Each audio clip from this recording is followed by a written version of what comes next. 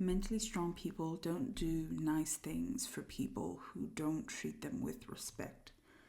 That's a quote by Dr. Daniel Amen. He's a psychiatrist and neuroscientist who's based in the US. And he also speaks a lot about ADHD, and he studied the 7 different types of ADHD. But anyways, I heard this quote and it actually it made me so mad. It made me so mad when I first heard it because I was like, I'm a Christian, okay? I I absolutely do nice things for people who, might not know that they're hurting me. I am an eldest daughter. It's my duty. I mean, I didn't say it in those terms at the time, but I was like, you know, we take care of others, sometimes at the expense of ourselves, even if those people don't appreciate or understand what it costs us to do so. And, sometimes those people are actively causing us harm, and we still take care of them because that's what you do as a person who has a big heart, as a person who thinks of themselves as kind, who wants to do what's right, who wants to leave situations better than they found them.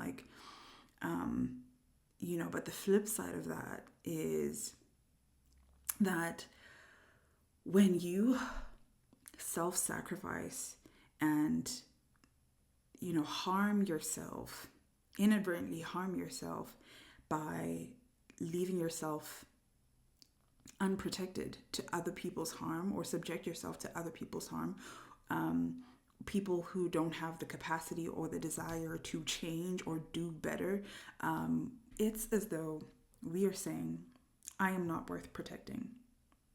I am not worth loving. I am not worth preserving, my sanity, my own peace. And I've come to now understand that that quote didn't mean that you're not supposed to do kind things. It just means don't leave yourself out of the equation. When you do those kind things, ensure that those people see your humanity, see your dignity. They're not abusers who are out to just take advantage of you. You will find a lot of situations in life where someone can't reciprocate, can't benefit you, but they won't actively cause you harm because they want, they're just not a bad person. They're not being mean. They're not trying to destroy you just because you have a good heart. And so it is our job to protect ourselves, to preserve our sanity and peace.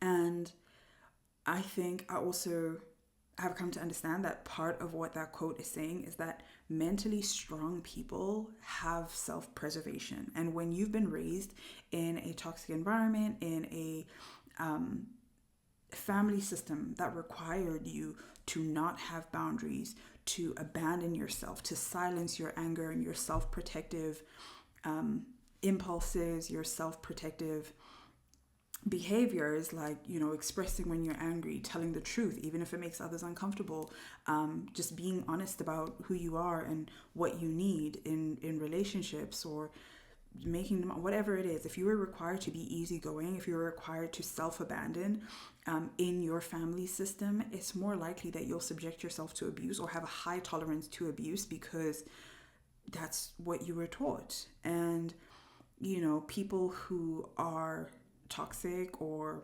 on the far end of the spectrum, who are narcissistic, they may take advantage of that. And because you haven't learned how to self-protect, you will stay where it would be wise to leave. It would be wise to withdraw and to protect yourself. And so I don't know who is on the other side of this. And if you've been thinking about this and you're like, but I feel numb, like it doesn't even hurt, it's because you've been so conditioned, you've been so used to being hurt that it doesn't even ring as harm anymore. But I want you to know that you're worth protecting.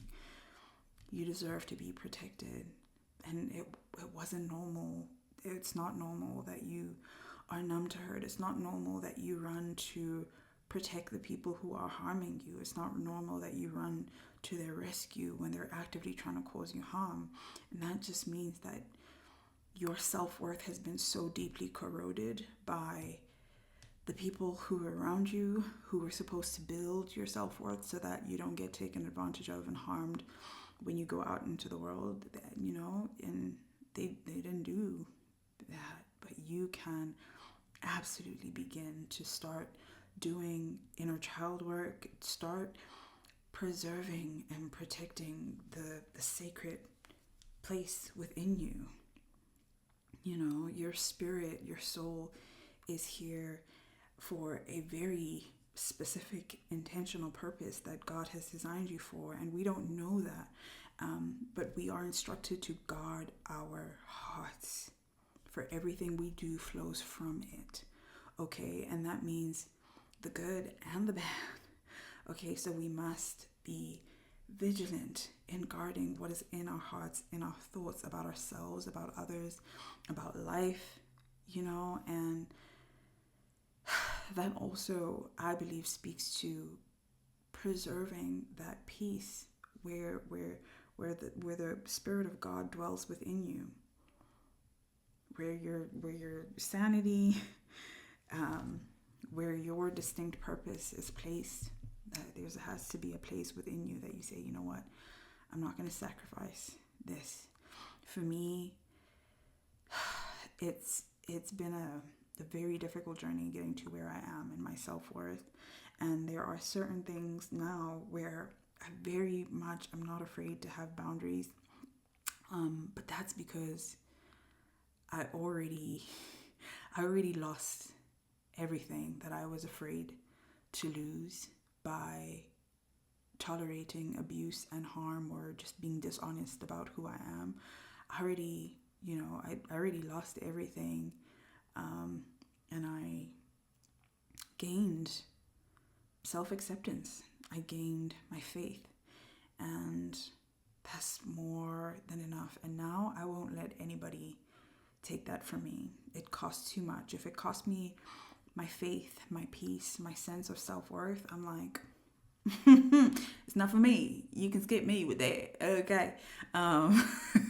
You can just walk right on past, and it's okay. I wish you well, but you're not gonna take that from me, because that's all I got. When the world crumbles, okay, you're gonna have to have your peace preserved, and we are responsible for that peace within ourselves. We are responsible for how we treat other people, yes, but we are also responsible for how we treat and preserve what is within ourselves.